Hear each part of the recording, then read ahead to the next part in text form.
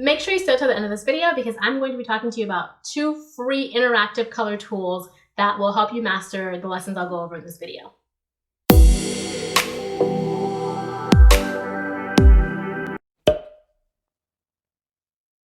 Hi everyone, thank you so much for clicking to watch this video. If you're new here, my name is Sandy, and on this channel we talk about all things interior design. In today's video, we're going to be going over color theory for interior designers.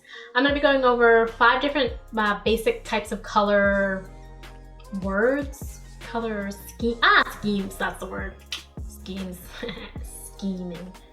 In today's video, I'm going to be going over 5 different color schemes for interior designers. I think it's 5. Yeah, 5. Color, as it relates to interiors, sometimes has a bit of leeway and there are some exceptions. So I just want to go over some of those little nuances that are sometimes included when it comes to an interior space. First color scheme is monochromatic. This one you're probably familiar with. Monochromatic looks in fashion or super in everywhere. It is a little different. It's a little tweaked for interiors. So monochromatic can be defined as shades and tints and hues of the same color. So something that's all blue or all pink or all different shades of gray or something like that. But for interiors, black and white, even though they're different colors, is also considered like a monochromatic space. And on top of that, if you're having a room that's all one color, in the interior space, if you're gonna have solid items like pieces that are silver or pieces that are gold and accent kind of pieces, all of that would be considered neutral. So even though that space is black and white, if there's like a gold chandelier or a silver chandelier or something like that, that's still monochromatic and you don't have to like try and find like a black chandelier or a gold chandelier. You could do that. That could be a really cool space, but if you don't want to, just know that that space is still considered monochromatic. Complementary colors is the second color scheme I want to go over. So I'm going to pop up a color wheel on the screen over here. And complementary colors can be defined as colors that are opposite each other on the color wheel. One's up here, one's over here, one's over here, and over there. They're like, you know, the boys and girls in the middle school dance standing apart from each other in the gym and they don't want to dance.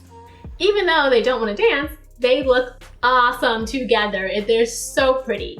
So think of perhaps pink and green. Pink and green might feel a little bit watermelon-y, a little bubblegum, but it can be really pretty in an interior space. Or if you think of orange and blue, those colors, I went to FSU, so orange and blue, I'm gonna hate, is a gator color, I can't do it. But those colors do go together very well. Or red and green are opposite each other, the Christmas colors that we're all familiar with. So all these colors that you've seen together in different settings, there's a reason that people pick them to go together. Just they're pleasing to the eye when they're together.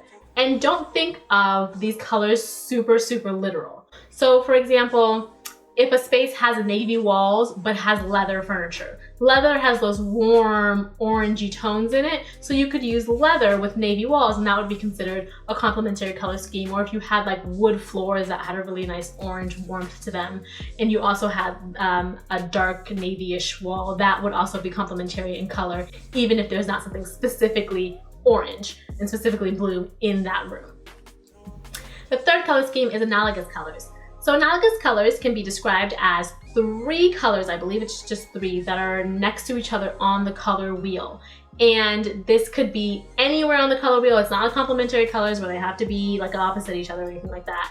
They are all next to each other. So it could be like this piece of the color wheel, that piece, the other piece. I feel like the little clock for the girl with like the big comfy couch where she would like lay down. Does anyone know what I'm talking about? Analogous colors can be very pretty together, and it's also a really simple way to go about your color scheme. Simple in the sense that you're not, it's really easy to remember that analogous colors are just next to each other. So if you're trying to decide on a color scheme for your project or a color scheme for your home, try and start there. Try and start with an analogous color and see how you feel about those colors together. They're going to complement each other really well, as color theory tells us that they do. Fourth would be triadic colors. So when you think tri, think of like a triangle. And I hope no one thinks I'm in the Illuminati because I did that. Maybe I shouldn't have done that. Triadic colors make a triangle on the color wheel. There are 3 colors that are evenly spaced from each other on the wheel. So think of primary colors would be a great example. They are red, green, and blue, and they're all evenly spaced from each other on the wheel, but it doesn't have to be those colors. It could be, if you just like shift over one on the color wheel, it could be whatever's next to red and whatever's next to blue and whatever is next to green. Those are all triadic because they create a triangle together on the wheel and they're evenly spaced. A thing to remember about triadic colors, they're very bold, very vibrant, so if you really, really like a playful space, they're gonna give you that. If you don't want something that's so playful, perhaps think of going into pastels or something, or tone it down. Go into, you can take a different shade of red or a different shade of green and a different shade of blue, and it'd still be triad colors even if you tone it down. So there are like softy, Eastery tones that feel much more relaxed and calm that aren't as bold as the normal triadic colors of like primary colors. Our last color scheme is tetradic colors. Tetradic colors create a rectangle on the color wheel, and they are sometimes referred to as double complementary colors because they're two of the colors are complementary and then the other 2 are also complementary. So I hopefully have an image going on over here that is showing that a little better than what I'm saying, but on a color wheel, if I have a color that's right here and a color that's right here and then another one, that creates a rectangle. And then this color and this color would be complementary because they're opposite each other, and then so would these 2 colors because they're also opposite from each other. That would create double complementary colors. These can also be bold and playful just like tetradic colors, but normally because 2 of the colors that create the small sides of the rectangle are closer in tone, it's a little bit more played down or toned down than triadic colors would be.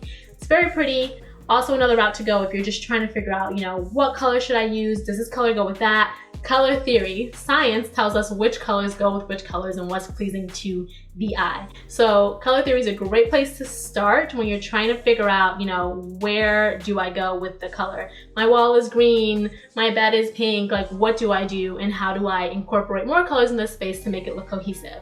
Designers use these kinds of methods in these theories to help their spaces look layered and professional and tailored, and you can use them too. You made it to the end, yay! That concludes this video. I have linked down below 2 tools, one from Canva and one from Adobe, that really help you understand and just visualize what I'm talking about as far as color theory. The Canva one I would say is more user-friendly if you've really never heard about color theory and don't know any of the words that I just said until I just said them. But the Adobe one is my favorite because I think it gives you more options, and not only does it just show you the colors and explain, hey, this is monochromatic or this is analogous or these are complementary colors. It suggests other shades and tones, and it lets you play with pastels or if you want deeper colors, or I just think it has more range than the other tool, but both are available down below. Click on them. I hope that was helpful. I've been meaning to make this color theory video for a while because color theory is so interesting to me and so exciting. I've mentioned in previous videos that when you're in school for design, you don't really learn how to decorate, you just learn all the theories behind why certain things go together. So now I know, that navy walls and leather furniture look really good together, but not just because I think it looks good, but because there's a reason those 2 look good. And when you're doing these projects in school specifically, you want to make sure that there's a reason for what you're doing, and even not just for school, but for your client to be able to explain to them. If when people question your design, you have theory, you have all this stuff to back you up. So I hope this video helps you. Please make sure to give it a like if you liked it. Hit that subscribe button, put a ring on it. Like I always say, commit to me. All right, you don't need to really buy me a ring at all. Actually, I'll just take this off. I'll just take a subscription. That'll be great. And don't forget to check the links down below. And don't forget to subscribe to my email list. I'm going to be having free goodies I'm going to be sending out to you guys. So please check out my website. That's linked down below as well. I hope this video found you well, and you guys have a great day, or a great night, or a great 3 a.m., whatever time you're watching this. Mwah! Bye.